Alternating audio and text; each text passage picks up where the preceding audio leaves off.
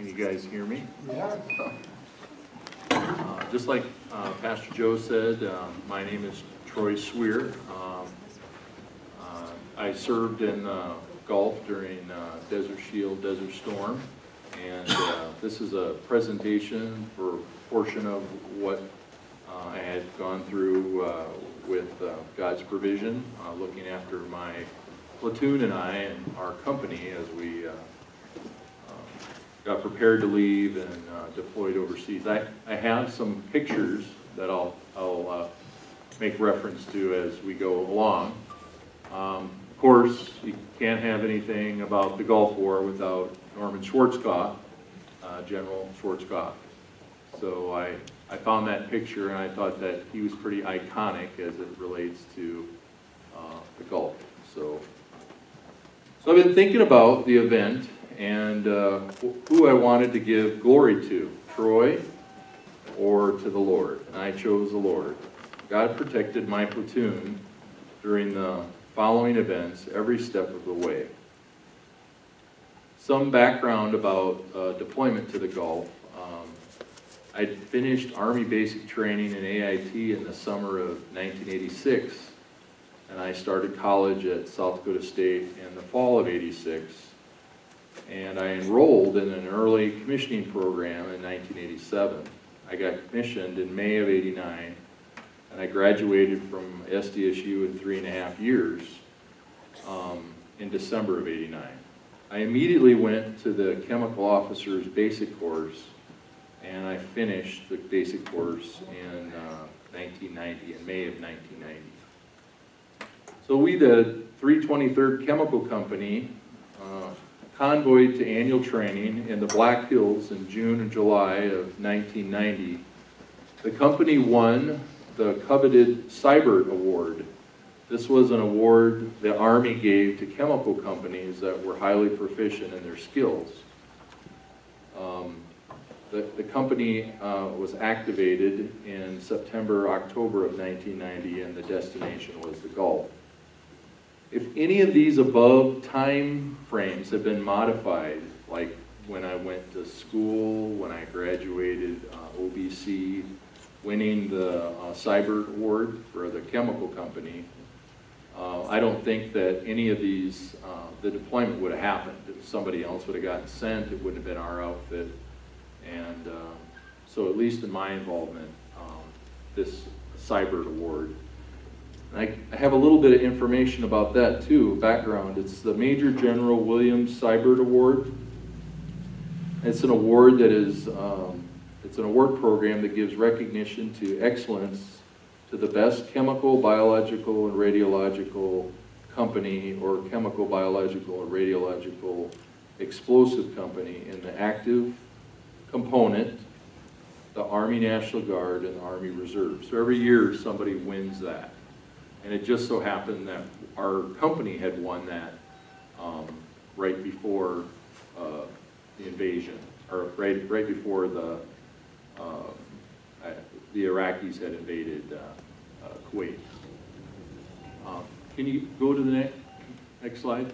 So this is the Saudi Peninsula, and the rest of my story, I'll make reference to different cities here. And I got my my yardstick here, so.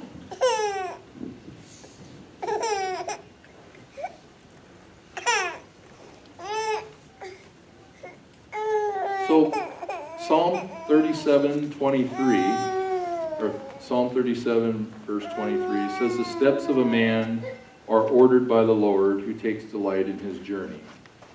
So in the above description, what I just talked about, it now appears God was preparing us for what was coming. If I hadn't graduated early from college, went to OBC when I did, or the chemical company hadn't won the Seibert Award before the hostilities in the Gulf, and the soldiers in my platoon hadn't been serious about their craft, their skill, the specialty that they were in, we wouldn't have been there, I believe. We wouldn't have. There's too many coincidences for it to be anything other than God. Once activated, we packed up our trucks, weapons, and equipment to be taken to Railhead to ship in port in the United States for approximately a 30-day journey to the Gulf, and the destination was the Dammam port of Saudi Arabia. So this right here is the Dammam port. So that's what our goal was, to get there on plane, and then we would link up with our equipment. The company trained for 30 days at the mobilization site at Fort Carson, Colorado, after which we boarded a C-141 transport plane bound for Saudi Arabia. There were various company members were in crisis for various reasons. There were people that had financial problems, marital problems, employment issues, a few people that had feigned illness or injury so they wouldn't have to go. Some soldiers even were prevented from deploying, as Army doctors at the mobilization site didn't certify these soldiers for deployment. So during all of this, God's provision was evident. So soldiers of the company were mentally preparing for what was coming. It was apparent that many of the soldiers were becoming more sure-footed in their resolve, readying themselves for the mission and sharpening their skills. The sovereign Lord gives me strength. He makes me sure-footed as a deer and keeps me safe on the mountains. Habakkuk 3:19. We were dragon soldiers, chemical soldiers, NBC soldiers, or in the saying back in the day, NBC meant nobody cares. And that was often because the soldiers didn't want to do the training. It wasn't real popular, being in mop suits and you're all geared up and you can't breathe. But now, when this happened with the Gulf, everybody wanted to know what to do with their chemical equipment, and they wanted to know where their dragon soldiers were, the chemical soldiers were, during Operation Desert Shield, Desert Storm. So we finished our certification and prepared to fly overseas. Our equipment had left approximately 30 days prior. So like I was saying, while we were at Fort Carson, there was a ship with all of our equipment that was heading to that Dammam port. And that gave us time to prepare. I recall there being about an 18-hour transportation with flight and layovers heading over to the Gulf. So our first encounter with God's provision overseas was when we were entering out of Saudi airspace. Unbeknownst to us, to all of us on the C-141, there was a Scud missile attack on the port area as we were coming to land at the Dammam port, so that port up there. The aircraft made some evasive maneuvers, and we were turning away from the Dammam port and ultimately landed in Jeddah on the other side of the Saudi peninsula. So that's right here. So we were supposed to be here, and because of the Scud missile attack, we ended up landing over here in Jeddah. And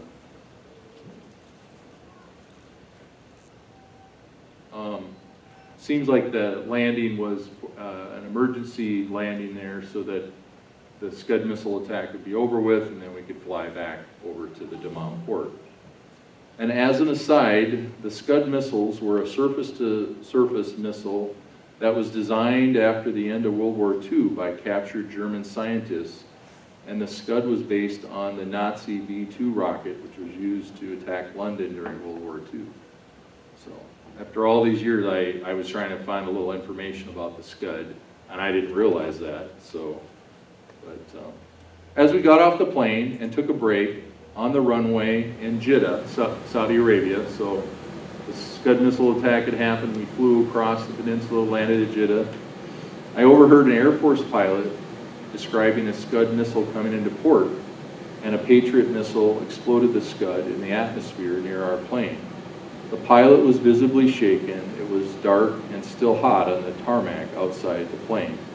I realized that God had protected us. As time passed, the rest of the company learned more about the incident.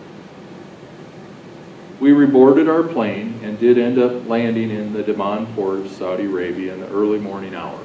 So we did end up back over there in the Dammam port.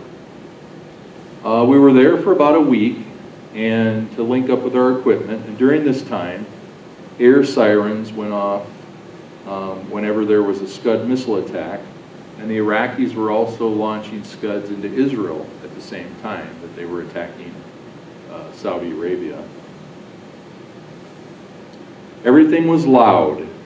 People were shouting, the Scuds were detonating, Patriot missiles were being launched from the launchers. Everything was loud, lots of explosions. All the backslapping and joking around came to a screeching halt. As I was writing this, my mind kind of went back to all of that, what was going on back in the day. But God again prevailed in our protection. We left the Daman port for the neutral zone at night with sirens going off and another Scud attack. So we can go to the next slide. So we were down here by the port. It's off the map. But this neutral zone here, this triangle or diamond-shaped area between Iraq, Saudi Arabia, and a little tiny bit of it is on Kuwait. There's a road through here called Tap Line Road, this red road here. That's the road we followed up, and then we set up initially around this area here. And the Iraqis had dug in positions up here and down into this neutral zone area.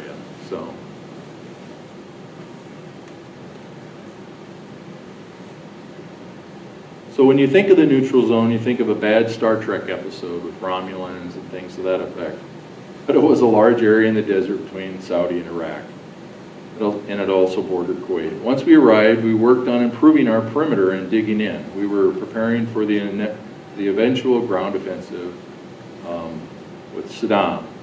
And Saddam had decided to dig in as well, and he was not going to return to Iraq. We had listened to Armed Forces Radio during this time, and we were all praying that they would all pack up and head back home. But that didn't happen. So initially, we were located with the 1st Infantry Division, area of responsibility, and we received a directive for 2 platoons to be attached to the 22nd Chemical Company of the 3rd Armored Division. And if you're a combat support guy and you hear about armored divisions, you get a little anxious about that. Well, as Providence would have it, 1st and 3rd platoons were sent. I commanded the 1st platoon. We had to say in this, we had no say in this, but the Lord's protection abounded. Frequently, movements of troops and equipment was done in the dark of night. So we moved about 100 to 150 miles to the northwest to link up with this 22nd Chemical Company of the 3rd Armored Division. I recall the captain from the 22nd Chemical Company. He was from Tennessee, and he was telling us that we were going to be in the desert for years, as this was going to be a wild ride. And I thought it was a wild ride already, and we hadn't even gotten to the ground offensive. I recalled leaving the meeting with the captain of the 22nd Chemical Company and wondering what I'd gotten ourselves into. And I'd only been in the Army Reserve for 5 years up to this point. But God gave me the peace that passes all understanding during this time. And the peace of God, which passes all understanding, shall keep your heart and minds through Jesus Christ. Philippians 4:7. I decided to give it all up to Him. I could not do this on my own power. Everything around us felt like it was unraveling. It was a form of kind of a controlled chaos, an accident waiting to happen. So it was around this time the soldiers of my platoon came to me with a small tract. I think that's the next slide. Oh, that's me on the left, and Lieutenant Amos, who was the active duty chemical officer I served with. Okay, next slide. So this is the 91st Psalm. It was a tract that was given to us by a chaplain at Fort Carson, Colorado, and he had actually been told that he wasn't supposed to talk about God, which you would think a chaplain would be able to talk about God, but he was told he wasn't supposed to, but he did it anyways. And my soldiers came to me with this tract, and a number of them had it. And they asked me if I would read it at night with them. And some background information about the 91st Psalm. It's called the Soldier's Prayer because it was rumored to have been recited daily in World War I by the 91st Brigade. While fighting one of the bloodiest battles of World War I, they did not suffer one single combat-related death, while other units suffered as high as 90% losses. So I was a new second lieutenant, thinking that sunlight came out of my nether region, and this lieutenant was quite taken back by the soldier's request. So I went along and I read it with them every night. You get roped into stuff, you know, so. We started to adhere to one another, and this again was a gift from God. 2 Timothy chapter 1, verse 7, "For God hath not given us a spirit of fear, but of power and of love and of a sound mind." Much of what was to follow came at a rapid pace, and sometimes it's a blur to me. We trained, we prepared, we collected our live ammunition and ordnance. A few of the soldiers still believed this was a big training exercise, until early one dark morning, we lined up in a large armada of tanks and military vehicles and crossed into Iraq. So can you switch to the next? These are little leaflets that were dropped by the American military to get the Iraqis to surrender, and that top piece is a currency. I think it's a 50 or a 20 up with Saddam Hussein. Next slide. So the 3rd Armored Division, the 1st Infantry Division was over here, and that's where we initially were at. And then we linked up with the 3rd Armored Division, and they went across the berm here into Iraq. And they came up and around this part of northern Kuwait, and there was a road that kind of came in from Kuwait. They called it like the Highway of Death or something to that effect, and it was kind of a turkey shoot. The Iraqis were trying to get back to Iraq, and the American military or the Allies were shooting them up. So,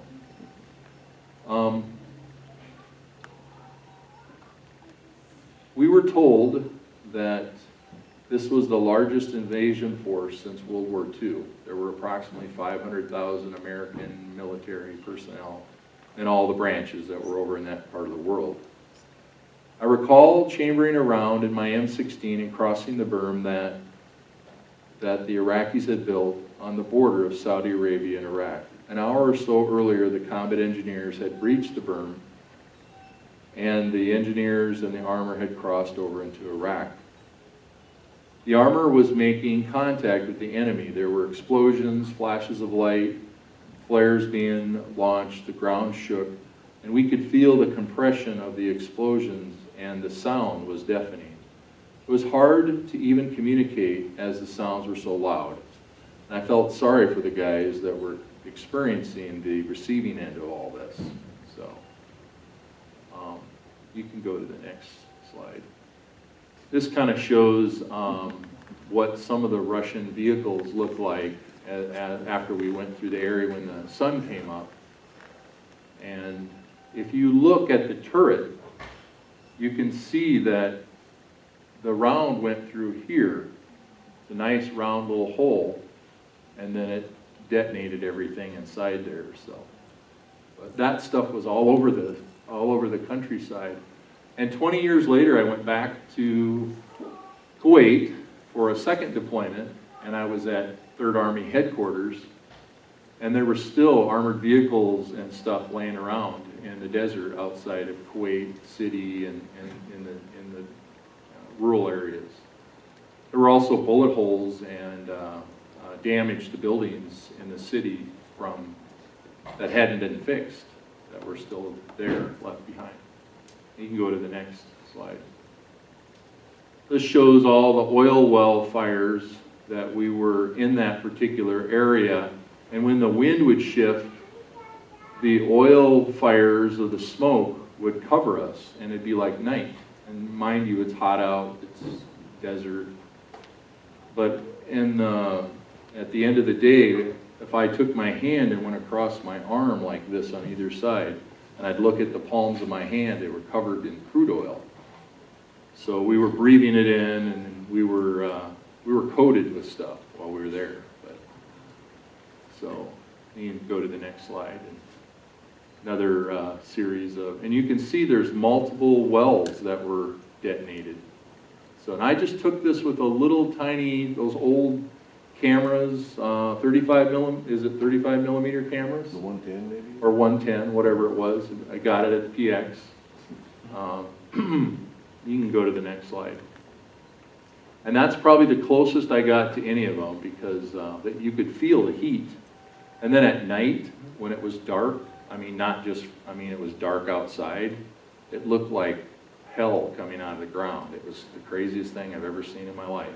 So, okay, you can go to the next slide. Those are the soldiers in my platoon. I had about 15 or 17 people, and that's actually a 5-ton Army truck. We actually had some of the oldest trucks in the 3rd Armored Division. They were Army Reserve trucks. And there were a couple times where we'd have breakdowns, but the American military had sold these old Army 5-tons to the Iraqis. So the maintenance guys would go out and cannibalize the trucks and take axles and stuff off those other trucks and put them on ours. So you can go to the next slide. And I don't know who this guy is on the bottom, but they're all pointing their guns at me right down here. So I wasn't the most popular guy all the time. So at one point, everything stopped on our ground offensive. And from behind us, we could hear a low humming of aircraft. And everything was happening rapidly. There was no pauses. Everything was just going on all the time, everything. And a few minutes later, a formation of Army Apache attack helicopters flew over us, maybe 20 feet above our trucks. And the Apaches were in tight formation and teetering left and right as they were heading across over our vehicles with their load of ordnance and rockets, so they were kind of tipping from side to side. It was just beginning to get light with dawn approaching. We yelled, and we could hear all the other soldiers in the Armada vehicles and equipment yelling, "Oh yeah, and go get them." We saw flashes of light and rapid explosions, and then the big green machine started lumbering on. So it was like, there's a huge number of vehicles. I don't know how many there were. Like everybody paused, and then everybody started moving again. So in the Army, we like to call it the big green machine. So we were on standby to conduct decontamination operations, and that's where you take what you would typically call like bleach, and bleach will neutralize biological and chemical agents like nerve agent. It'll take it off troops and equipment, and that was our job. And our intel had said that the Iraqis were going to actually use chemical weapons because they were trying to slow the movement of the armor. They were trying to hold things up. So I recall moving through the area where there were 3 divisions of Republican Guard soldiers, and we were in the area of operation where the Tawakanda division was. And there was a Hammurabi division and a Medina division, and they were in different parts of the battlefield. But when we went through the area where the Tawakanda division of the Iraqi Republican Guard, we observed human remains grouped together, Iraqi tanks turned into so much scrap metal, like I showed in the picture. Iraqis surrendering, camels running around the desert, equipment laying around. I had a soldier come up to me when we had a pause, and he'd found an ammo crate full of hand grenade bodies, and none of them had fuses because the Iraqi officers and senior enlisted guys didn't trust the soldiers with the fuses, with having the fuses in the hand grenades, because they didn't want to get fragged or they didn't want to get killed by their own people. And this particular soldier said he wanted to bring this box of hand grenades home, and I told him he wasn't going to bring them home in so many words. So we returned home with a new understanding of God's provision for us. We understand the power the U.S. military could bring to bear on the enemies of freedom. And we sometimes forget our God is always at work. He never sleeps nor slumbers. He is never weary and tired, but he continually works his will. Psalm 121:4. And my favorite Bible verse as it relates to being in the service is the angel of the Lord encamps around those who fear him and he delivers them. Psalm 34:7. So I could go into a lot more detail, and I mean, this is pretty much just the initial part of when we crossed into Iraq, but I want to try to keep it brief, so maybe in the future I can add to it. But so does anybody have any questions? It was 30 years ago. Mm-hmm. It's 2021, and we ended up getting activated in 90, and then we were overseas in 91. So first it was SHIELD, and then it was STORM when they crossed into the berm. So, but and you were involved in both of those, right? Yeah, both operations. And then after Desert Storm, there was a Operation Provide Comfort. So we were there for some of that, where they were trying to put out the oil fires and trying to clean things up and I don't know, come to some sort of peace. You know, even though they said the ground, oh, this is me at the airport in Sioux Falls. So I had lost a whole bunch of weight. I think I was like 160 pounds. And my mom came up to me, and that's my dad off to the right. And my mom said, "Troy, what did they do to you?" So, is that the last picture? Oh, and this is there was 2 medals that was given out by the, one was the Kuwaiti government. It was a Kuwait Liberation Medal. But this one was given by the Saudi government, which is kind of cool. And it was made in Saudi Arabia. So the one I have one at home. I didn't bring it, but this is a wooden box. And there's a peninsula, Saudi, in the middle here, and all of this is gold. It's real gold. It's real soft, but this is all gold on the metal. And then this is the ribbon that goes on your dress blues, your dress greens, and that little piece right there is gold. The Iraq or the Kuwait or Saudi government wanted to give all of us $10,000, and we were all excited about that. But George Bush said we weren't mercenaries, so we didn't get any money. So trying to think if there's anything else. What are some of the differences between like Desert Shield, Desert Storm, the 2 different kinds of Desert Shield was all about trying to protect and be there in case we had to invade. And there was a chance that with negotiations, the Iraqis would go back to Iraq. They would leave Kuwait. So once Desert Storm that happened, when the invasion happened, that was considered a new operation. Everybody believes that the Iraqis' intentions were, you know, they were on the border there by the neutral zone. They had already gotten into Kuwait. The next step was to go into Saudi Arabia.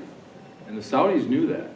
So we kind of saved their bacon by being in that part of the world.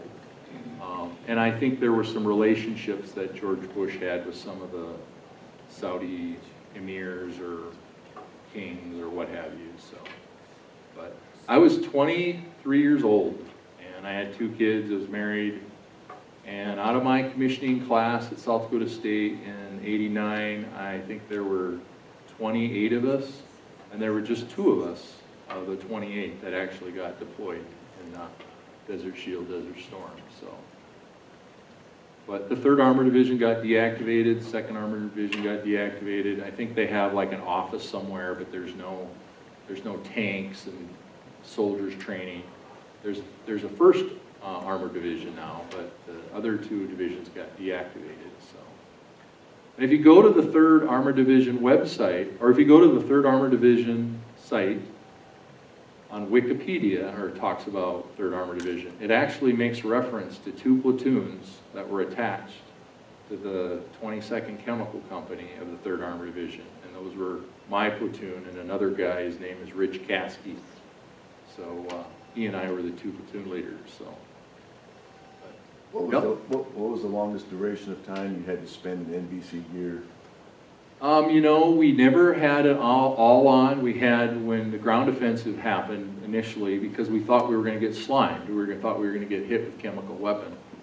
We had the jacket on and the pants and the boots and whatnot, but we didn't have the mask on, the protective mask. So, yeah. So yeah, it's any other questions, Pastor Raymond? First time I've ever done this, so you guys are the first group. So.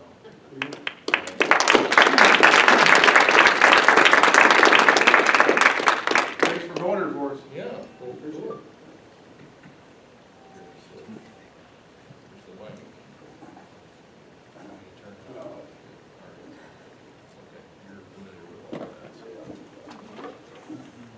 Plus, they called me PA mouth in church camp, so actually, I really don't need the mic, but I'll use it, I think. Thank you, Lieutenant Colonel Swier. Sir. He's an officer, I'm enlisted, so I will call him sir, at least today. I need all the friends I can get, sir. I appreciate your service. I was in Turkey when all that was happening. Desert Shield, Desert Storm, and Provide Comfort. I was in Turkey twice. I don't know. This is a little bit. I was in Turkey twice. When I grew up a little bit, I don't have to turn it on. I shut it off. So. Hello. When I was growing up, I used to play with Army men. The little guys, they were my heroes. Don't teach this to your kids, okay? But I used to have a hairspray can, and I had the little tanks and the flamethrowers, and would melt the German guys. And it was, yeah, I know. Today, you think about it, it's kind of brutal. You melt their tanks, you know, when you'd buy those packs where you had the green, you know, go green, right? But then you had the off-green, kind of a different color for the Germans or Nazis. And so they, you know, I guess when every little guy is looking for a hero or to be a hero, really, don't we really just kind of want to be heroes, guys? Right? You want to be your wife's heroes, your children's heroes. Children, you want your dads to be your heroes. There's heroines, right? We all want to do that. We watch the movies, John Wayne, and all those things. So at 16, when I joined the church, when I found Christ, or he actually found me, I went there because we had a very dysfunctional family. I'm not going to go into that, but I went looking for a hero. I wanted a hero, and I heard that Jesus was the hero, and he was the hero. But the interesting thing is, though, when you come to Christ, you're like, he saved you, but it takes some time to get that whole salvation thing in your head, and like, okay, I feel joyful and stuff, but I don't look different. Yeah, the problems are still around me, and I still have these tendencies, and okay, Jesus, are you really my hero? And you start coming to grips with a battle, a war, actually, a war. So at 20 years old, after floundering around for a while, a recruiter came to our church, and I talked to him, and he talked to me about the Air Force, and I went, and I found a purpose, really. It helped me a lot. I loved the Air Force. I had a great career. I got out at 22 years old, and I was ready to go to 30, and I had only one more stripe to go, and had great positions and great jobs, and I loved it. But it was really interesting that it's like the Lord said, yeah, your train's coming to a stop right here. It's over. Think about the military. The U.S. Army, its birthday, June 14th, 1775. The U.S. Navy is October 13th, 1775. The U.S. Marines, November 10th, 1775. The U.S. Coast Guard, anybody know this? Because I didn't. Wait, let's ask the Coast. August 4th, 1790. There's a Coastie right there. There's a Coastie. By the way, my shirt has all those colors on it. All the colors. The U.S. Air Force, we came a lot later. A lot later, didn't we, Norman? Yeah. September 18th, 1947. Now, think about this. And by the way, when I joined the Air Force, my first station was Alaska, and I loved Alaska, hunting and doing all that stuff. But you know, I was a policeman there, and I didn't like that. I was on security team. We had guns. Went to Arctic survival and all that stuff. But I didn't really care for that because it's like negative. I thought I was going to go help people, but you don't help people. You bust drunk drivers and stuff like that. You know, so I thought I'd do something else. But when I went on a deployment when I was up there to Galena, and you know what they fed us up there? Steaks. So my joke with my old pastor, one of my older pastors, he was in the Army, he said he'd always talk about beans and bullets, and I'd always talk about steaks and cruise missiles. It was a huge difference. My brother was in the Army. He came down and lived with us, and he was at Eielson Air Force Base. I was at Fort Wainwright, and he was at Fort Wainwright, and I was at Eielson, and the two shall never meet. It was just different. You know, think about it. These forces, like the Colonel said, these forces were the backbone and are the backbone of the foundation of this country. Now, the get up and go that made the dams and the buildings and all that stuff, for sure, there's no doubt about it. But from the halls of Montezuma to the shores of Tripoli, you know, we had to fight to make America free, and they did and have done a great job of it. Thank you. They have. These forces are the backbone. I say they're the backbone of the foundation of this country. The U.S. Air Force was born in 1947, and the UN was founded in 1945. The National Security Act of 1947 as well. How we're going to do geopolitical issues with nations. The Britain Empire began to come apart in 1947, and the State of Israel was born in 1948. Do we see kind of a...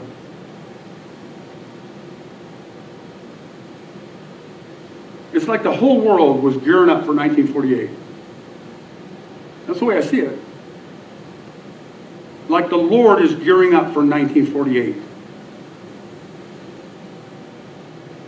America was mighty, is mighty, it was good, you know, as nations go, relatively good. What memories we have, what the times we grew up. Fantastic. But when I joined the church, and especially when I joined the military, I had no concept of war. And spiritual war either. Did you? No concept of war. Did you, Colonel? Really? No real concept of the brutality and even the purpose of war. What is the purpose of war? A 20-year-old grasping the purpose and brutality of war. 2 Corinthians 10 says, the weapons of our warfare are not carnal. Now, again, the backbones are the tanks and the cruise missiles, the helicopters, and those men carrying M16s and M60s and whatever else. But Jeremiah 23:29 says, is not my word like a fire and like a hammer that smashes rock. In Philippians 1:2, Paul calls some of his friends a fellow soldier. And to the church that meets at your house, he calls them soldiers. What does that make you? Don't tell, you're all going to tell me you're in a spiritual battle, right? You're not in Iraq, but you are in a battle. Philippians 2 Corinthians 6, behold, now is the favorable time. Behold, now is the day of salvation, but as servants, and we would call ourselves servants of God and soldiers of God, we commend ourselves in every way by the great endurance in afflictions, in hardships, in calamities, in oils and fires and firings and gunnings and beatings, imprisonments, Paul says, riots and labors and sleepless nights and hunger, and by purity and knowledge and patience, kindness, the Holy Spirit, genuine love, by truthful speech and the power of God, with the weapons of righteousness for the right hand and for the left, through honor and dishonor. Whenever I think about that, I think about Nehemiah. Remember when he's got his team and they're building the walls, they're rebuilding the walls and the gates of Jerusalem. What do they have in one hand and what do they have in the other? They had a sword and they had their hammer or a brick. Sign me up for this battle. When I joined in 1980, like I said, I was a policeman and a weatherman. I was a first sergeant, which is the greatest job on the planet as far as I'm concerned. It was the closest thing to be a chaplain. I wanted to be a chaplain, but I didn't go that route. I became a shirt, and I loved it. It was a great time. I spent 3 total years in Turkey. I was at Incirlik when these were happening. We were sending support. I was a weatherman the first time I was there, the weather superintendent. We provide weather for the Army guys and took some units into Nineveh, Mosul. It's called Nineveh. It's still called Nineveh, you know. I saw a report today that the Americans took out some ISIS guys in Nineveh. Did you know that?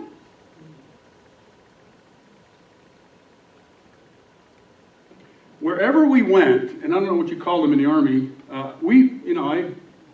we bedded with the Army sometimes. We supported them. I was intense with them in Honduras for several months, and in Turkey, and we supported the Army up on the hill in Izmir. But wherever I went, we had what's called standard operating procedures. What do you call them? Yep, same thing. Hoorah. Standard operating procedures, I had to write them. You're going to do this, and you're going to do that, and this is the way we're going to do it, and this is how we're going to get our money, and this is what we're going to do when this happens, and yada, yada, yada. Every job I had, every place I went, we had standard operating procedures. Now, the Lord has His institutions.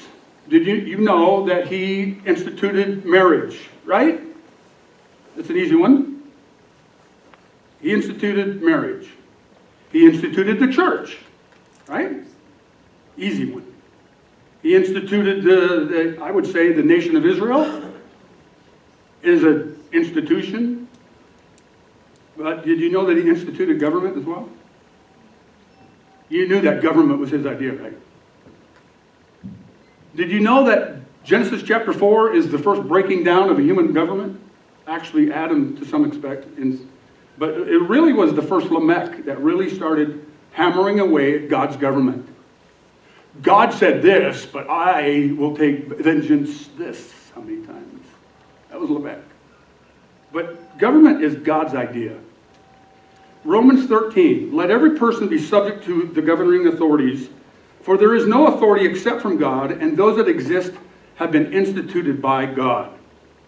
That man and his unit was instituted by God. Your unit. Who else would serve here, by the way? Raise your hands. Who has family members who served? Raise your hands. Those were instituted by the Lord. Policemen, the cops out here, even the mayor, like him or not like him. They're all instituted by God. There is no authority except from God. And those that exist have been instituted by God. Therefore, whoever resists authorities resists what God has appointed, and those who resist will incur judgment. Just ask the horrible end of the M16, or the cannons, or the helicopters.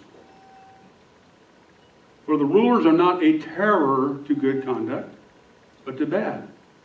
Would you have no fear of one who is in authority? Then do what is good, and you will receive his approval, for he is God's servant for good. But if you do wrong, be afraid, for he does not bear the sword in vain, for he is the servant of God, an avenger who carries out God's wrath on the wrongdoer. Whatever you think of Saddam Hussein, he was a bad guy.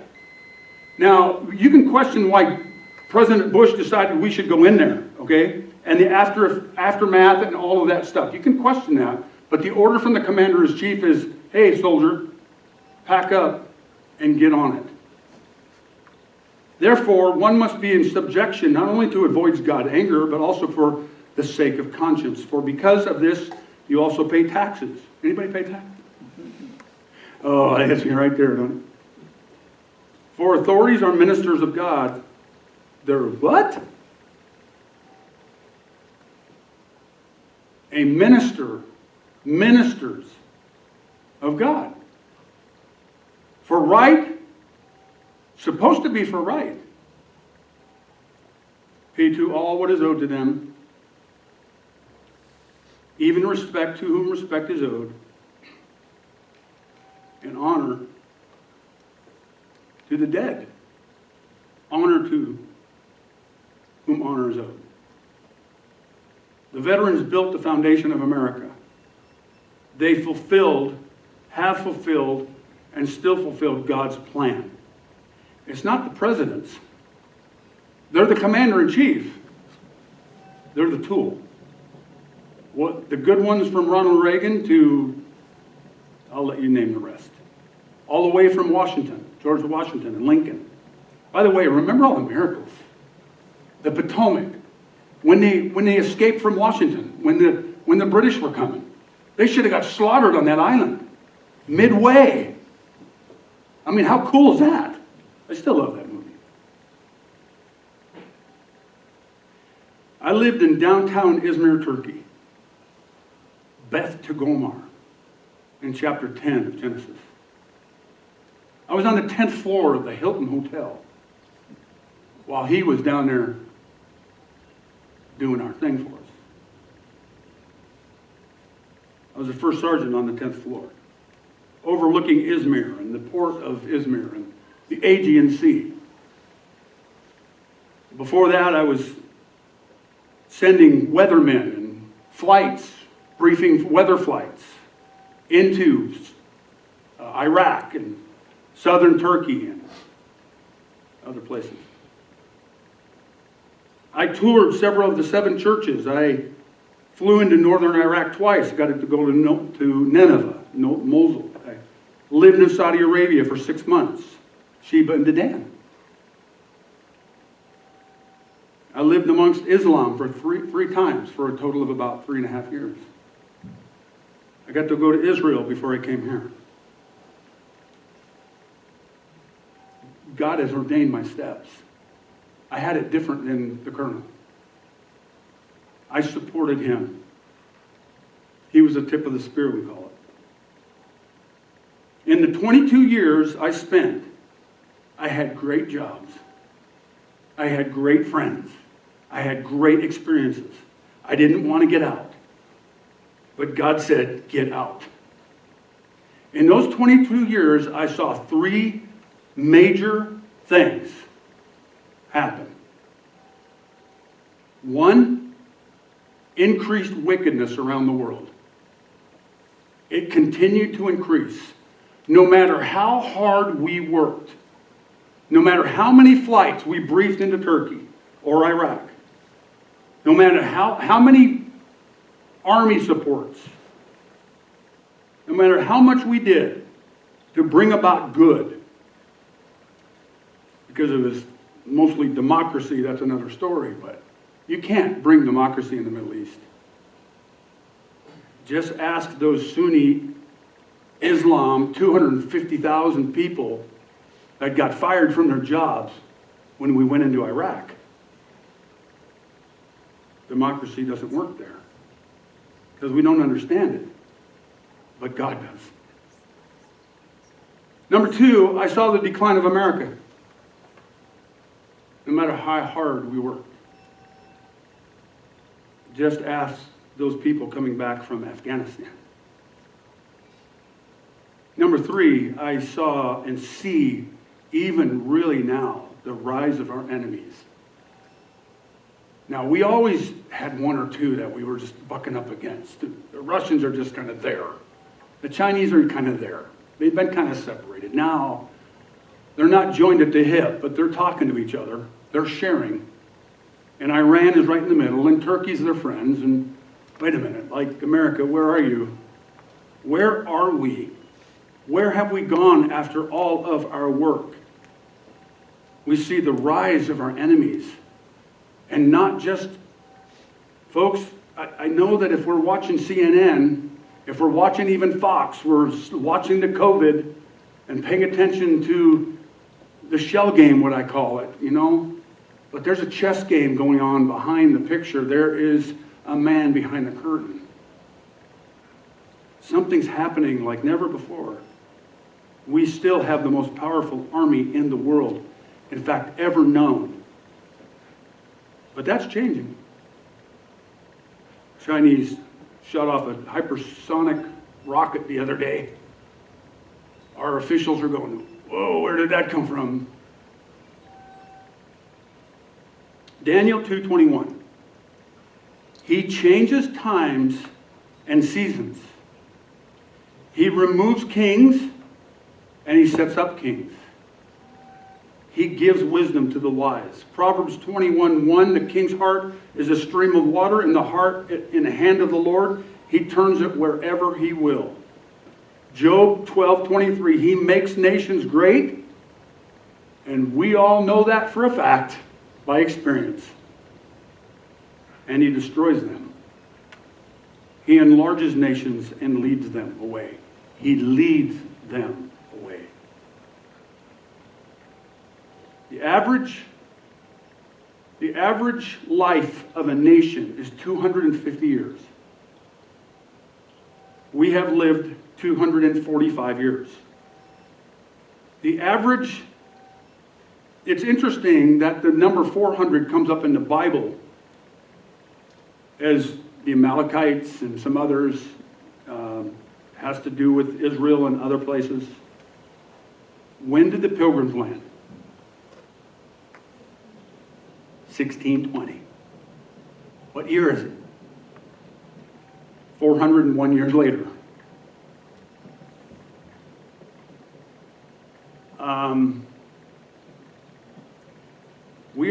We've seen changes, and we see changes. And if we live long enough and the rapture holds, we're going to see more. And the young people, you're going to see a lot of changes. We've seen them now. The Air Force was changing drastically when I left in 2001. Now, we have the secretary of these armies worried about vaccines and worried about some of this other stuff and leaving 13 people on the front lines in Afghanistan to be killed by a setup that should have never, ever happened. It was set up so poorly. And they knew it. Our people knew it. But they were given orders, they carried it out, and they died like heroes. They died as heroes. Our military is making horrible choices. God's task for them is still the same. God's task for you, or your children if you go, is still the same. Do what's right. Carry out his plan. But I haven't been able to ask Colonel Swier his thoughts I will maybe later, on what he sees the military and the issue now, but it is not the same. And America has changed. Now I thought, well, maybe I'll just come here and just talk about veterans and how much I love them. Well, I have to look in the mirror and say, I love that guy, right? I don't want to do that. I love veterans. I am one. I are one. The whole nostalgic, the memories, what has happened, you know. Schwarzkopf. Hoorah. It's not the same. The concept of America is a beautiful one in human terms. And we've lived a wonderful time. I think we need to be ready. Do you know right now that we have 34 Navy SEALs who are undeployable? Because they are experiencing, or they're taking on their right as an American not to take the vaccine. Do you know that we have 85 officers, many flyers in the United States Air Force right now that are getting ready to go under disciplinary action because they cannot have their own right when it comes to this vaccine? Did you know that the United States Navy 2 days ago christened a new ship called the USS Harvey Milk? Go look him up.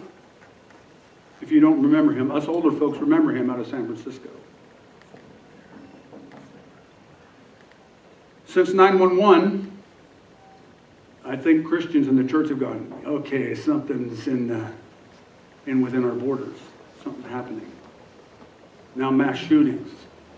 The massacre of some of our troops in Libya, which is a complete disaster, several years ago under Obama and Clinton. And these 13 brave people in Afghanistan. Folks, it's time to stand up or stand down. Lieutenant Colonel Stuart Scheller, Jr. was fired from his job as the commander of an infantry training battalion at Camp Lejeune on August because he called the commanders out of these military on Afghanistan. He got fired. At some point, the duties of our brave servicemen and women will come to an end. I hope it's not now. Don't you and I hope that 2022 and 2024 we'll see that pendulum swing and we'll have some light at the end of the tunnel and some gusto again? I hope so. But at some point, every nation ends. All the nations are going to be called to the valley of Jehoshaphat. Every single one. Every one. So here's my question.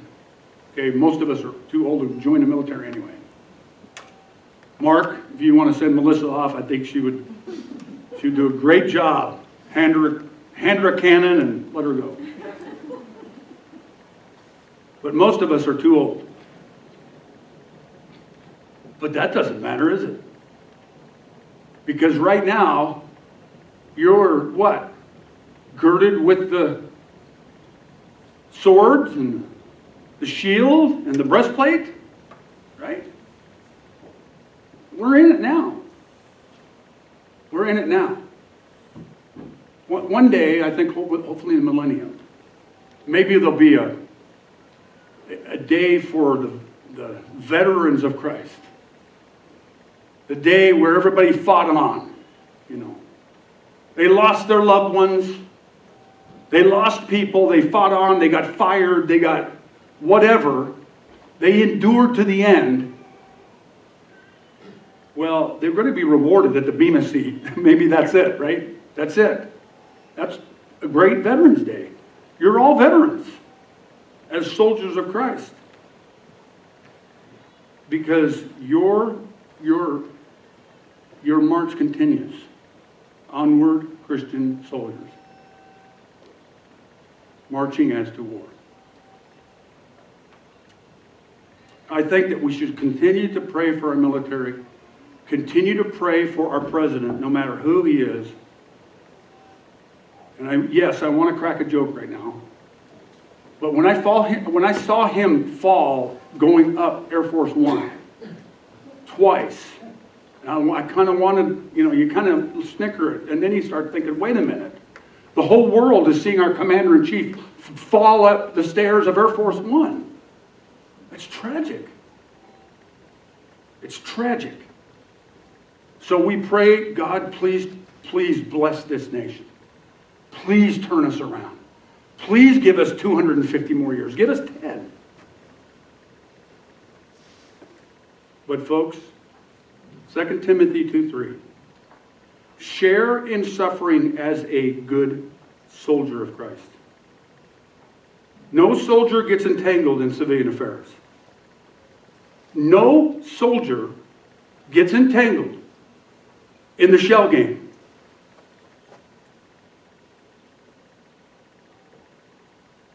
Since his aim is to please the one who enlisted him. From now on, the ones to be commended are those who are in the fight with Jesus Christ. Now, love the veterans and love our country and pray for her. But here's what I'm suggesting. That at some point, the church is the target. The church is going to be the target. And you're going to have to get into a real fight. And you have to put on your big boy clothes. Girl clothes. 1 Timothy 1 Timothy 1:18. Timothy, my child, I entrust you with this command in keeping with the previous prophecies about you, so that by them you may fight the good fight. 1 Corinthians 9:7. Who serves as a soldier at his own expense? Who plants a vineyard and does not eat of its fruit? Who tends a flock and does not drink of its milk? I wish you would have got the $10,000. But the real issue is that who we're fighting for in the first place. And over, the colonel said, the Lord was watching me. I was doing it for the Lord. They didn't like me. When I was in basic training, I wanted to hide. Just leave me alone. I'm going to do my job. One day, the little TI came up to me, and he said, I'm not making fun of him. It's just remembering the moment, okay? You're going to be my squad leader, huh? I said, sir, I don't want to be your squad leader. You're going to be my squad leader, huh? Sir, I'd rather not. If you're not my squad leader, I'm going to set your blank back 2 weeks. I said, okay, sign me up. And they called me Musclehead and hated me from then on. Before that, I was friends with everybody. Then they hated me because I didn't want to get in trouble. Who signs up for his own good? Jesus is the king. He has the SOPs. Wherever you go, you have the same SOP. You got the same job. And there's nowhere to go but up, literally. But there's really no place to go but up. For you young people, if you want to make it through life, just ask your parents. I ask my parents, and my dad says this all the time. This is the way to get through life, is to understand Jesus Christ the King. I'll leave with this. When the disciples were getting ready to go to duty in Acts chapter 1, what did they ask the commander-in-chief? Is it today that we're going to get the kingdom? You're going to put me on the 10th floor at the Hilton, right? Everybody else can go do their thing, but everything's going to be fine. We're going into the kingdom today, right? What did Jesus say? Basically, follow the SOPs. It's not for you to know. That's at a higher echelon. Those decisions are made above you. Just follow the SOPs, and you'll be okay. And then the next thing you know, they wind up in jail. The Pharisees are trying to kill them, because Jesus said, if they persecuted me, they'll persecute you. So, where's it end, folks? You got to follow the SOPs. We hope for another couple decades, few decades of peace. We would love another great president and all that kind of stuff. But listen, at some point, we got to know the SOPs. We got to start knowing them now, so that when that battle comes really to our door, we're going to be able to stand the test. We're going to stand before our King and say, "Well done, for good and faithful sergeant," or colonel. Right? That's what we want. That's what we want. Joe? You want to close us in prayer? Yes. Lord, we worship you, and we're very grateful for the opportunity to be around people like Lieutenant Colonel Swier and others who are out there at the point of the sword, Lord, the tip of the spear, taking the shots for us, and feeling the heat of those fires for us. While we're resting sometimes on our laurels, they're not in our thoughts sometimes. We don't hear about them many times until they're in the obituary somewhere, or a war starts, or the war ends, or something like that. Lord, what you've done with this nation is just beautiful and fantastic and wonderful. But the sad news, and it's not the bad news because it's your news, but the sad news for us is that changes at some point and then comes to an end at another. And we're very concerned for her right now. We are very concerned for our flag. Lord, so I think that we all together with unity, one accord, lift our hearts to you and say, Lord, have your way. Call the ball. Do what you're going to do. Help us to see it and witness it. We are your witnesses. But more than that, for each of us, Lord, help us to endure as good soldiers of Christ. Prepare us for that day. But do it with joy. We just pray, Lord, for joy in our hearts, that things are not, we don't want to be in the doldrums. We want to be full of joy in this fight, because the hope is coming. The hope is in front of us. But we're so sad to see what is happening to this beautiful country. So help us through this time, we pray. God bless those who serve and have served. And we pray for your glory. In all of this we pray in Jesus' name. Amen.